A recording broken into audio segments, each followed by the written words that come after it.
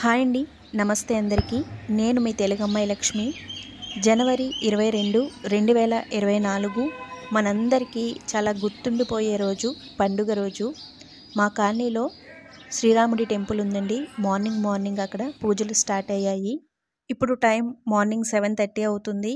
బయట చలి, మంచు చాలా ఎక్కువగా ఉన్నాయి. నేను ఇక్కడ డీటాక్స్ వాటర్ మిక్స్ చేసుకుంటున్నాను, ఆమ్లా వాటర్. ఒక గ్లాస్ గోరువెచ్చటి వాటర్లో 2-3 టేబుల్ స్పూన్ల ఫ్రెష్ ఆమ్లా జ్యూస్ని మిక్స్ చేసి తీసుకుంటున్నాను. మామూలుగా అయితే ఇందులో 1 టేబుల్ స్పూన్ తేనెను కూడా మిక్స్ చేసుకుంటానండి. ఇక్కడున్న చలికి తేనె ఈ విధంగా గట్టిగా క్రిస్టల్ లాగా అయిపోయింది, యూస్ చేసుకోవడానికి అవ్వట్లేదు. సో అందుకని డైరెక్ట్ ఆమ్లా వాటర్నే తీసుకుంటున్నాను.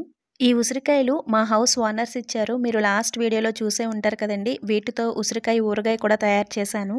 కొన్ని ఉసిరికాయల్ని పక్కన పెట్టి ఉంచాను. ఇక్కడున్న చలికి అవి చాలా ఫ్రెష్గా ఉన్నాయి, అస్సలు పాడవలేదు. ఈ విధంగా రోజుకి 2 ఉసిరికాయల్ని జ్యూస్ చేసుకుని మార్నింగ్ టైంలో తీసుకుంటున్నాను. మార్నింగ్ లేచిన వెంటనే టీ కాఫీలు తాగే అలవాటు లేదండి. కంపల్సరీ ఈ విధంగా ఒక మంచి డీటాక్స్ వాటర్తో నా డేని స్టార్ట్ చేస్తాను. ఈ అలవాటు మీలో చాలామందికి ఉండే ఉంటుంది. లేకపోతే కనుక తప్పనిసరిగా అలవాటు చేసుకోండి.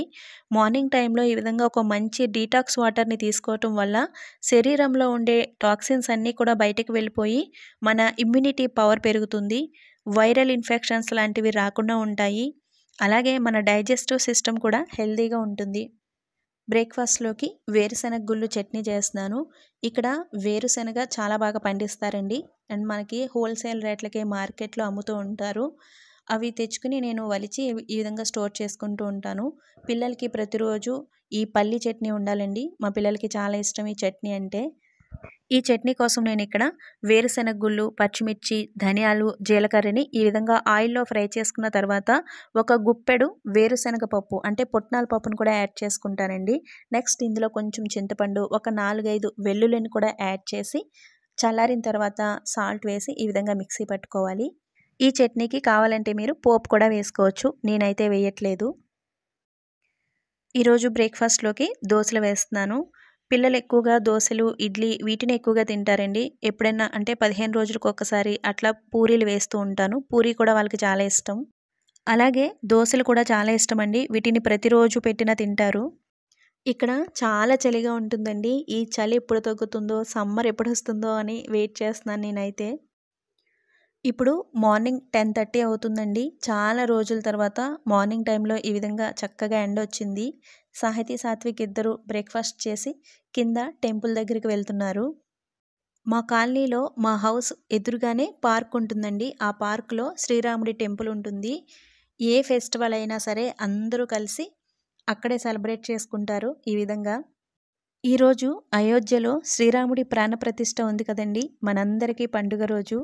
మా కాలనీలో మార్నింగ్ 6 గంటల నుంచే హోమాలు, పూజలు స్టార్ట్ చేశారు.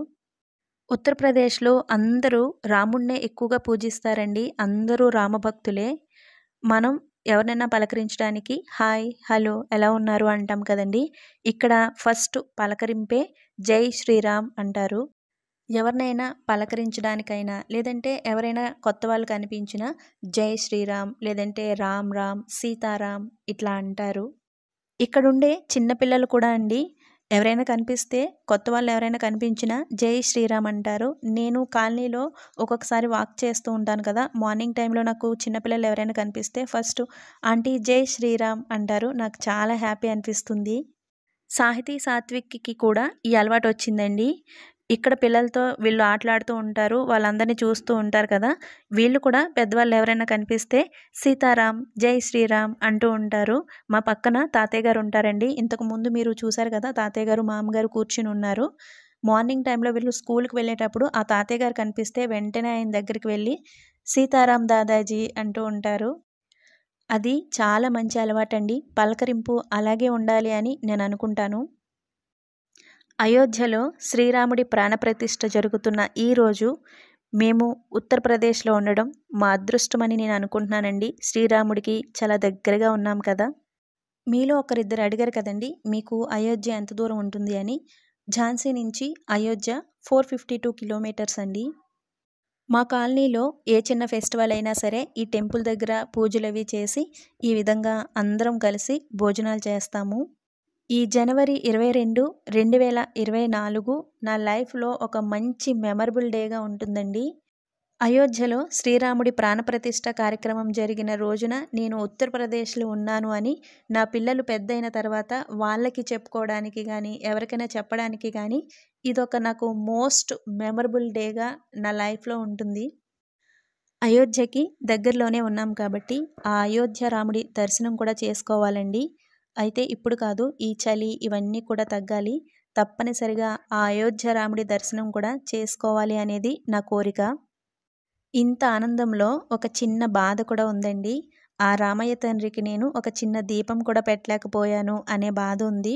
మావయ్య గారు చనిపోయి 3 మంత్స్ కూడా అవ్వలేదు కదండీ! ఇంట్లో పూజలు, దీపాలు లాంటివి పెట్టట్లేదు.